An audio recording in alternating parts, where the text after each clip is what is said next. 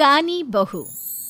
किशोरी लाल जी के बेटे राघव की शादी की बात जगह जगह चल रही थी, लेकिन किशोरी लाल जी को कोई लड़की पसंद ही नहीं आती थी। और उसकी एक ही वजह थी, किशोरी लाल जी का लालची होना। उनको लड़की वालों से मोटा दहेज चाहिए था और इसी चक्कर में एक दिन वो एक बहुत पैसे वाले के घर अपने बेटे का रिश्ता लेकर पहुंचे। उस आदमी का नाम था ओम प्रकाश।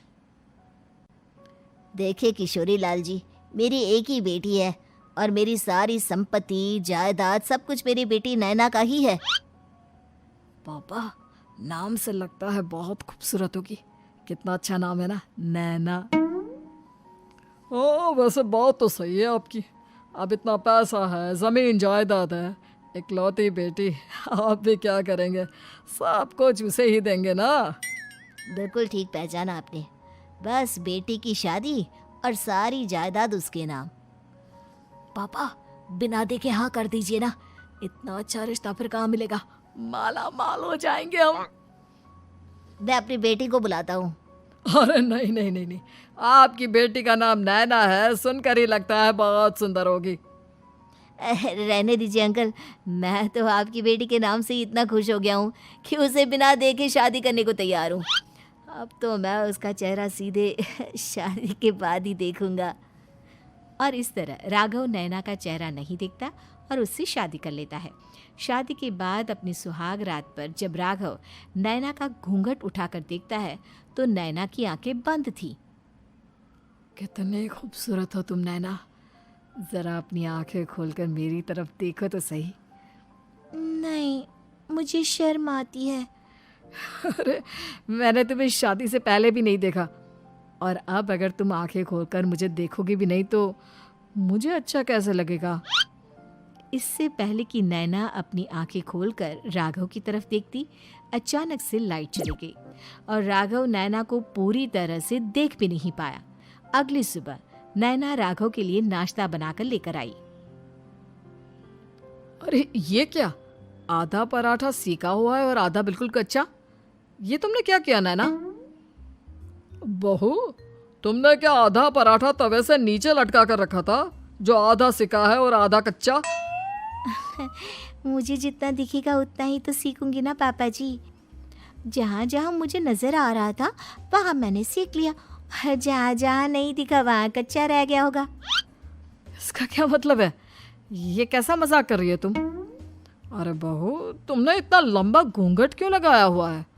देखो, हमारे घर में बहुओं को बेटी की तरह रखा जाता है, और फिर तुम तो इतना सारा माल लेकर आई हो।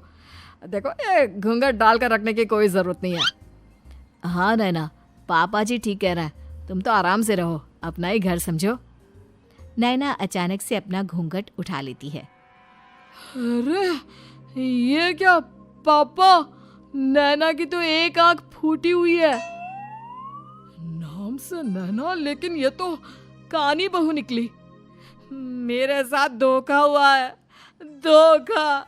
बिना दिखाए अपनी कानी लड़की मेरे संग ब्याह दी। मुझे कानी बीवी नहीं चाहिए। मुझे अभी ओम प्रकाश जी से बात करनी पड़ेगी। आखिर उन्होंने मेरे साथ ऐसा किया क्यों? अरे, आप लोगों ने ही तो पापा से कहा था कि आप लोग शादी से पहले मुझे देखना नहीं चाहते। अब मेरे पापा पर क्यों इल्जाम लगा रहे हैं? अरे लेकिन उन्हें बताना तो चाहिए था ना कि तुम कानी हो, एक आंख से तुम्हें दिखाई नहीं देता।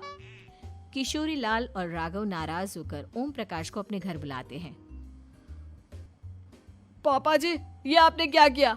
शादी से पहले बताया क्यों नहीं कि नैना की आंखों में परेशानी है?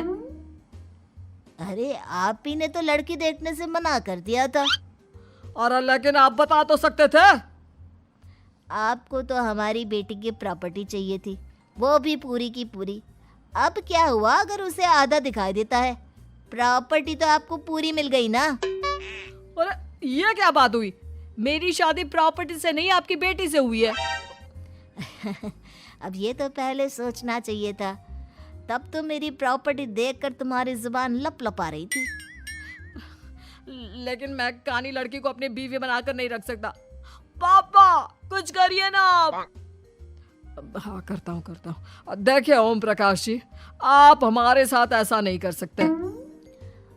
और तुम देखो, अगर तुमने मेरी बेटी से शादी तोड़ी ना, तो जो भी प्रॉपर्टी मैंने तुम्हें दी है वो तो पूरी की पूरी वापस ले ही लूँगा, और आधी प्रॉपर्टी तुम्हारी भी लूँगा। अरे मेरी आधी प्रॉपर्टी भला क्यों लेंगे आप? इसलिए क्योंकि मेरी बेटी को आधा नज़र आता है और उसकी नज़र अभी तक तुम्हारी आधी जायदाद पर ही पड़ी है। अब तुम उसे घर से निकालोगे तो कुछ तो लेकर जाएगी ना। और अगर हम आपकी बेटी को अपने घर की बहू बना कर रखे तो? तो तुम्हारी पूरी प्रॉपर्टी तुम्हारी ही रहेगी, और जो मैंने तुम्हें दिया है ना, उसमें से बस मैं आधा लेकर जाऊंगा। अरे लेकिन अब आप अपनी दी हुई प्रॉपर्टी में से आधी वापस क्यों लेकर जाएंगे? अगर मैं आपकी बेटी को अपनी पत्नी बनाकर रखने को तैयार हूं तो? इसलिए ताकि भविष्य में अगर तुम मेरी बेटी को धोखा दो तो उसके पास कुछ तो रहे जो पति का हो। वैसे मेरे पास तो बहुत कुछ है, लेकिन अपने पति की कोई निशानी तो उसके पास होनी चाहिए ना। अब अगर तुमने मेरी बेटी को कानी कहा तो तुम्हें प्रॉपर्टी भी कानी ही मिलेगी, पूरी नहीं। जमाए राजा। किशोरी लाल और राघव समझ चुके थे कि वो बुरी तरह फंस चुके हैं और अब उनके पास वहां से निकलने का कोई चारा नहीं है। अब समझ में आया ना, लालच बुरी बला होती है। एक तो तुम्हें प्रॉपर्टी मिली, ऊपर से बीवी मिली, उसमें तुम्हें नखरे भी दिखाने हैं। आए बड़े, चुपचाप बैठो दोनों। कुछ दिनों के बाद नैना राघव की कार लेकर बाजार घूमने निकलती है और जब कार लेकर वापस आती है, ये क्या? एक तरफ से मेरी गाड़ी पूरी खराब हो चुकी है।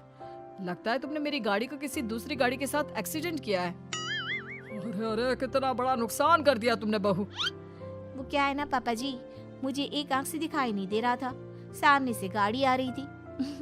मुझे तो सिर्फ आधा ही दिखाई दिया और वो गाड़ी मेरी कार से रगड़ते हुए निकल गई। अब मैं क्या करूं बताओ?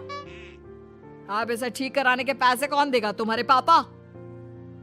तुमने मुझसे इस तरह से बात की? अभी रुको। नैना राघव की शिकायत ओम प्रकाश को कर देती है। देखो राघव, अब जो मेरी आधी प्रॉपर्टी तुम्हारे पास थी ना, उसमें से आधी और मैं लेकर जाऊंगा, क्योंकि तुमने मेरी बेटी को डांटा। अरे नहीं नहीं पापा जी, गलती हो गई, माफ कर दो। गलती की तो कोई गुंजाइश ही नहीं। अगली बार मेरी बेटी को डांटा तो बची हुई आधी में से आधी और ले जाऊंगा। लालच के चक्कर में हम दोनों ने बहुत बड़ी गलती कर दी बेटा। एक तो तुम्हें कानी बहू मिली और ऊपर से जो माल मिला वो भी काना। इस तरह राघव की हर एक गलती पर ओम प्रकाश उसकी प्रॉपर्टी का आधा आधा हिस्सा लेकर अपना सारा माल वापस ले गया और राघव को कानी बीवी से काम चलाना पड़ा। भाई लालच वाकई में बुरी बला है।